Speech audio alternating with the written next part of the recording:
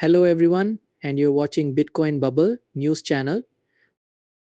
It doesn't seem like this cycle has reached any of the peaks of previous cycles because I think there will be a lot of liquidity over the next 18 months.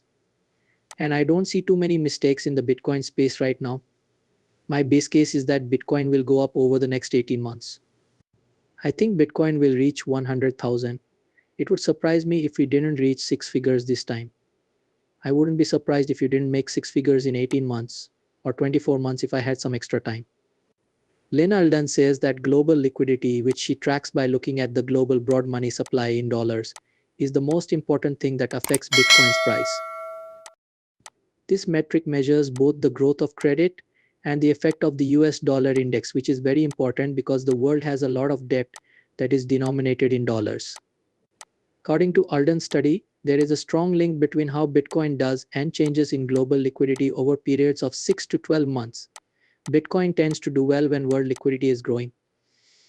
On the other hand, Bitcoin often has trouble when volume drops. According to Alden's research, Bitcoin can be seen as a macroeconomic asset that is affected by the state of the economy as a whole. There are many things that can affect short-term price changes, but over the next 12 to 18 months, the direction of world liquidity is a good indicator of how Bitcoin might do. She is positive about Bitcoin over the next year and a half because of this knowledge. This video has been liked, subscribed to, and post alerts have been turned on.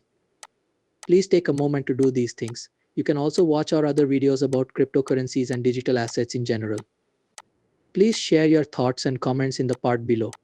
For the channel's growth, everything you do is very helpful for the YouTube system. Thanks and have fun with the movie. In general, I think it will do well over the next 12 to 18 months. In general, the thing that I've found to have the strongest link to Bitcoin price is world liquidity. There are also several ways to measure world liquidity. For me, the one I use most often is the world broad money supply in dollars. So that liquidity number has both a credit creation component and a dollar index component. This is important because most debt in the world is denominated in dollars. And in general, Bitcoin usually does well during the same 6-month time that does well. And or 12 months, and when that's not doing well, Bitcoins aren't doing well either. That can only tell you what will happen in a week or even a quarter. But over the course of a year, if you are very sure about the direction of global flow, for the most part, Bitcoin is a good way to say that, especially if you look at other Bitcoin specific indicators, like the market capitalization of Bitcoin compared to its realized capitalization, which is another way of saying its on-chain cost base. That is, each coin was given a price in dollars the last time it moved on the chain. When there is a really big bull market peak, which usually follows by a 3-year correction, you can look at the multiple between the market cap and the cost base. There is often a big difference between the market cap and the actual cap. In this cycle so far, we haven't really hit any of those big points. Also, when the market is really going up, long-term buyers usually start selling. If someone bought Bitcoin 5 years ago, they might be worth 5 times as much now. They might want to buy a house and start a family, or they might just want to spread their money around a bit. They might want to cut back on Bitcoin because it's now about 90% of their net worth. You start to see selling pressure from people who have held on for a longer time and whose prices are going up a lot. So far in this cycle, that kind of uses up some of the new demand that comes in, which is part of the reason why the bull market is ending along with liquidity rolling over. Long-term selling has been pretty light, so I don't think this cycle has reached any of the peaks of previous cycles. This, along with being pretty positive on liquidity, makes me think that this cycle is over. For the next 18 months, and I'm not really seeing too many bullish trends in the Bitcoin area right now. I think Bitcoin will go up in value over the next 18 months. How optimistic. So I guess we won't hit 6 figures this cycle. If we do, I wouldn't be surprised if we didn't make 6 figures in 18 months or even 24 months if I had some extra time. We could go a long way north of that. I don't think it's impossible that it could go well over 6 figures, but I try to be conservative with my predictions.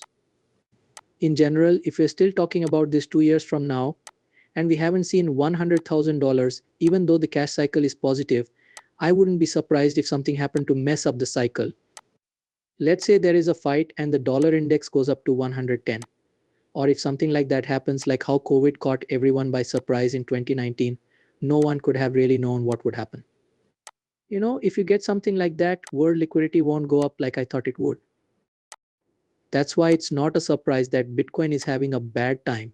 It would surprise me if Bitcoin didn't go much higher after this, though, if we have another 18 months of rising liquidity. Because there is so much dollar dominant debt, a strong dollar is pretty much always a bad sign for liquidity. In other words, that means that the unit of account for loans is going up sharply. That's pretty much a negative liquidity event, especially when I use my own definition, which is the world broad money supply in dollars. No matter how you look at it or what you use to measure it, a very sharp and strong rise in the dollar is usually bad for liquidity. In that case, you wouldn't normally expect, even gold might not do very well, but gold would probably do better than Bitcoin. Most investments that aren't very stable, like Bitcoin, would probably lose value. When the dollar goes up like that, that could have something to do with war, or it could be a big credit event in some place that no one is looking at right now. These things usually happen when people aren't focused on something else. So that's kind of what I'd do if I thought I was wrong. Like if I thought, okay, my base case is Bitcoin will see 100,000. If I think, okay, what happened if I'm wrong? One is, the fact that we didn't get that cash as planned. They either had a big jump in the value of the dollar, something happened in geopolitics that had to do with oil war or something, or they cracked down hard on Bitcoin. Such things could be the reason Bitcoin doesn't reach $100,000. The main thing is that my base case turns out to be wrong. There are some things about Bitcoin that make it a safe sheltered asset, especially how portable it is and how you can keep your own cash. Alden says that Bitcoin's main benefit is that a private key can be memorized and used to send money anywhere in the world. This is something that traditional assets like gold can't do. Bitcoin is still a new way to store value, but because it is decentralized and has a limited quantity, it could be used to protect against long-term currency debasement. It might become more and more of a safe haven asset, especially as digital assets become more and more important. It's not really a safe haven asset though, since most people don't know how it works. A lot of people don't know what the halving is. Most people don't know how the 21 million number is used. The block time and the largest block size are things that most people don't know. Even though it's been around for 15 years, some people still don't fully understand the asset. One thing that makes Bitcoin a safe haven asset is that if you hold your own Bitcoin, you have global cash that you can take with you anywhere, even if the price goes up or down by 20 to 30%. But you could remember the 12 words that make up your private key, and you could take your money with you almost anywhere in the world and finally put it back together with any kind of internet access. That's what makes it a safe haven. However, as it is still a new one, is still a new way to store value, and because it's priced like an option, it's more volatile than something that has already hit its full adjustable market. Based on how likely it is that it will hit its total adjustable market, which I believe is well above here, this price is set.